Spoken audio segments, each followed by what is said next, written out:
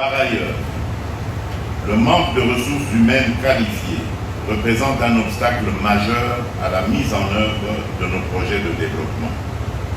La qualité du service public provincial souffre notamment du non-respect des droits et devoirs des agents de carrière tels que définis par la loi numéro 16/013 du 15 juillet 2016.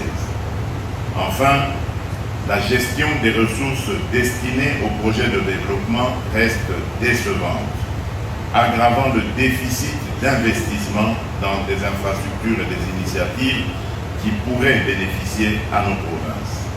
Cette situation érode la confiance des citoyens envers leurs institutions et retarde le progrès que nous aspirons tous à voir dans nos communautés. Pour surmonter ces défis, il est impératif de bâtir une gouvernance fondée sur la concertation, l'équité et une vision partagée du développement. Ensemble, faisons en sorte que chaque province soit un moteur de cohésion et de progrès. Madame et Messieurs les gouverneurs de province, distingués participants, Mesdames et Messieurs, au cours de cette session, outre l'évaluation des recommandations de la session précédente et la présentation par chaque gouverneur de l'état des lieux spécifiques de sa province, je souhaite que vous concentriez vos réflexions sur les thématiques suivantes. 1. La gouvernance responsable d'une province comme facteur clé du développement socio-économique. Une gouvernance efficace et intègre est le socle du développement socio-économique. Elle reflète l'engagement de l'État à garantir une gestion transparente et responsable, tout en consolidant son autorité pour répondre aux aspirations des citoyens. Il est impératif de renforcer les mécanismes d'une gouvernance exemplaire, capable de dynamiser et de diversifier l'économie locale et d'améliorer durablement les conditions de vie de nos concitoyens. 2. La gestion autonome et efficace des recettes pour les entités territoriales décentralisées, les ETD. Les entités territoriales décentralisées sont appelées à devenir de véritables moteurs du développement local. Pour cela, leur autonomie financière et leur capacité de gestion doivent être substantiellement renforcées afin qu'elles puissent maximiser leur impact sur les communautés qu'elles servent. Quelle stratégie devons-nous mettre en œuvre pour leur permettre de gérer leurs ressources de manière optimale, tout en garantissant une reddition des comptes rigoureuse? 3. Le contrôle efficace d'une province comme levier de développement. Un contrôle régulier, rigoureux et constructif des actions des gouverneurs et des institutions provinciales est essentiel pour garantir la transparence et obtenir des résultats concrets. Pour cela, il est crucial de renforcer les mécanismes de supervision afin d'assurer que chaque action entreprise soit en parfaite adéquation avec les objectifs nationaux de développement. Il est tout aussi essentiel d'impliquer activement les citoyens dans le suivi de l'action publique.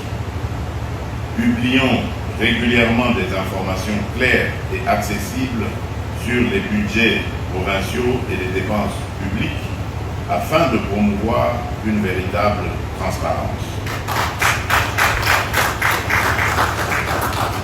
Mobilisons également la société civile pour qu'elle joue pleinement son rôle dans le suivi et l'évaluation des projets de développement. Enfin, 4. L'implication des gouverneurs dans l'avancement du PDL 145 territoire. En tant que représentant de l'État, vous êtes comptable des progrès réalisés dans vos provinces. Votre engagement dans le programme de développement des 145 territoires, en particulier dans sa deuxième phase qui se concentre sur la réhabilitation des routes de dessert agricole doit être totale et sans équivoque. Madame et Messieurs les gouverneurs de province, distingués participants, Mesdames et Messieurs, cette conférence est une occasion privilégiée pour réaffirmer les 6 engagements que j'ai pris lors de mon investiture le 20 janvier 2024 pour ce second mandat en tant que président de la République démocratique du Congo. Ces engagements constituent le socle de notre marche commune vers une République démocratique du Congo plus stable, inclusive et dynamique. Ils s'articulent autour de 6 priorités essentielles, à savoir la création de plus d'emplois, la protection et la stabilisation du pouvoir d'achat, la sécurisation du territoire national, la diversification de l'économie, la garantie de l'accès aux services sociaux de base et le renforcement de l'efficacité de l'administration.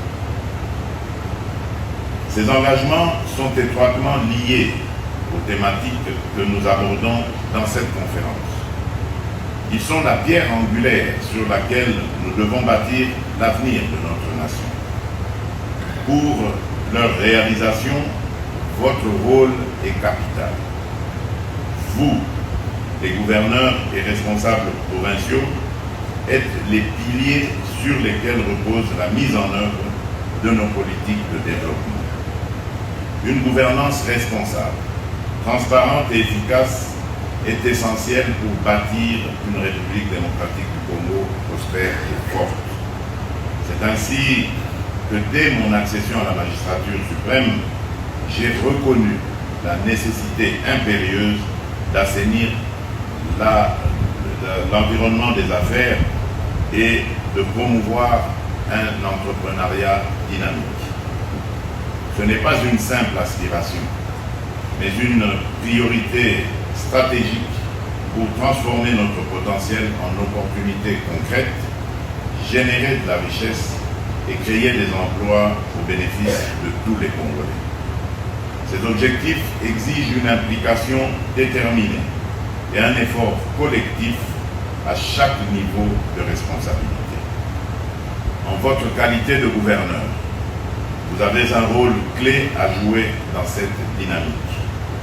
Vous devez veiller à la mise en œuvre effective des réformes nationales sur le climat des affaires dans vos provinces, en parfaite adéquation avec vos réalités locales, afin que chaque citoyen et opérateur économique en ressente des effets concrets. Cela passe par un suivi rigoureux et régulier pour garantir que ces réformes produisent des résultats attendus. Par ailleurs, dans les domaines relevant de vos compétences exclusives, il est impératif d'éviter toute mesure susceptible de nuire à l'attractivité et à la stabilité de notre environnement des affaires. Chaque action doit viser à renforcer la confiance des investisseurs et à promouvoir une croissance inclusive et durable.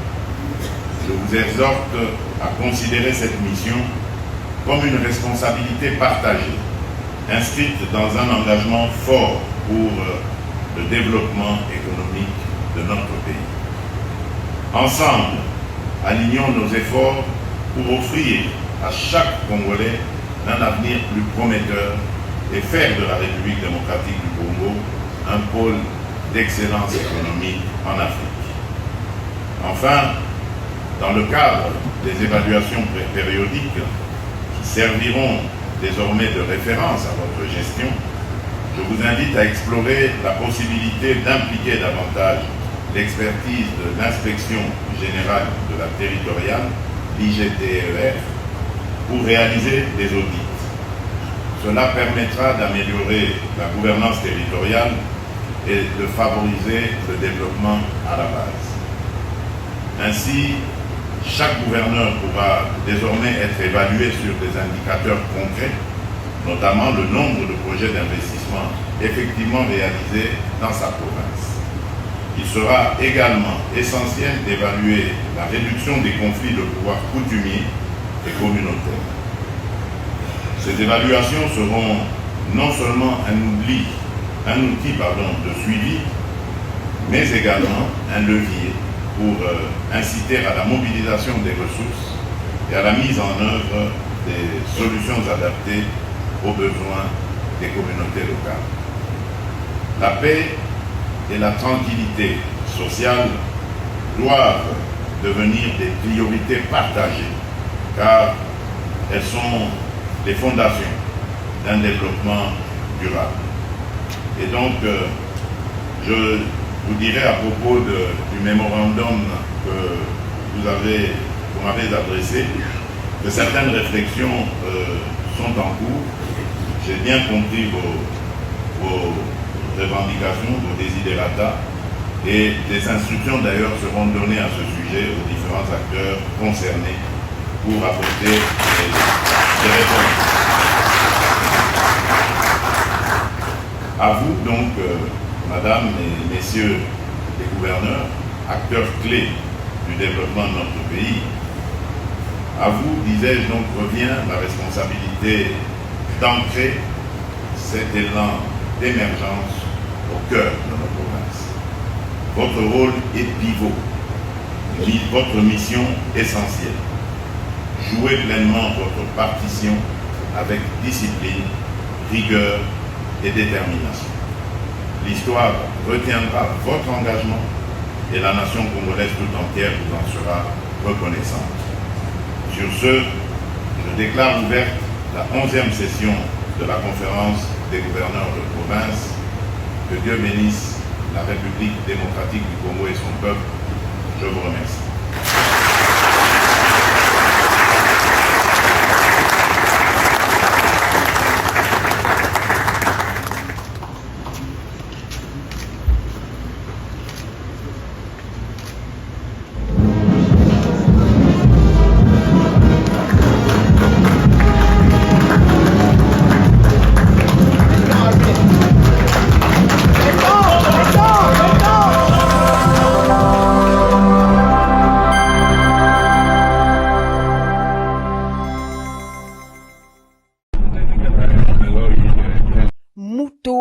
Comme de nombreuses localités rurales de la République démocratique du Congo souffrent d'un manque d'infrastructures de santé. Les habitants, particulièrement les femmes, devaient parcourir 30 km pour se rendre à Kalemi pour recevoir des soins médicaux de base, dont les consultations prénatales et même, le cas échéant, les accouchements. Cette situation a entraîné des retards dans le traitement des maladies graves et souvent cela a coûté des vies. La construction de ce centre de santé représente donc un tournant historique pour la communauté car c'est une solution concrète aux problèmes de santé que subissait la population locale.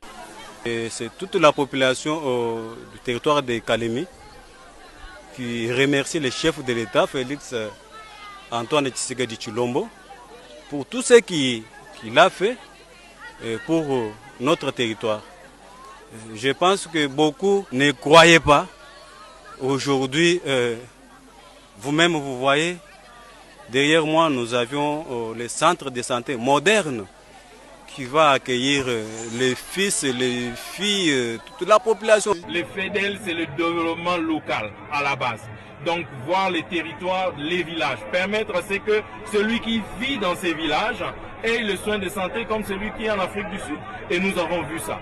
Nous avons vu en termes d'équipement qu'on a mis dans ces centres de santé, il n'y en a pas dans les grands hôpitaux à Kalemi. Sentiment d'un devoir accompli pour le chef de l'État Félix Antoine Tshisekedi Tshilombo qui a inauguré ce centre de santé moderne, le premier du genre dans le territoire de Kalemi, construit dans le cadre du programme de développement local des 145 territoires. Cette nouvelle structure médicale va offrir des soins de santé de qualité et de proximité en faveur des habitants des 31 localités du territoire de Kalemi. Pour le docteur Roger Kamba, ministre de la Santé publique, l'établissement médical a la capacité de faire des accouchements, des césariennes et surtout de faire tous les tests de laboratoire qui peuvent couvrir 90% de nos maladies. Le centre de santé de Mutoa, tel qu'il est, malheureusement, il est déjà mieux équipé que même l'hôpital régional de référence. C'est pour vous montrer que c'est pas parce que ça paraît petit, mais c'est parce que c'est beaucoup plus efficace et ça va couvrir la population du coin pour éviter que les gens fassent de grandes distances pour des maladies qui peuvent être soignées à ce niveau. Donc c'est pour cela que le président de la République vient voir comment est-ce qu'on peut visiter le premier que nous avons équipé et que nous allons effectivement généraliser au niveau du pays.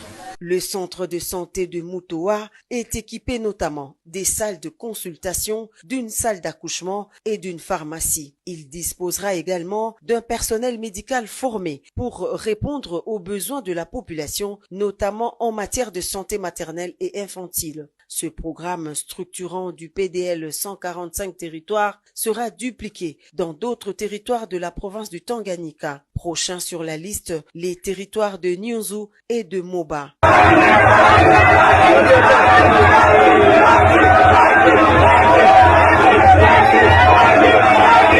Le président Tshisekedi matérialise ainsi un de ses engagements du second quinquennat, celui de faciliter l'accès de tous aux services sociaux de base tels que la santé, l'éducation, l'eau ou l'électricité.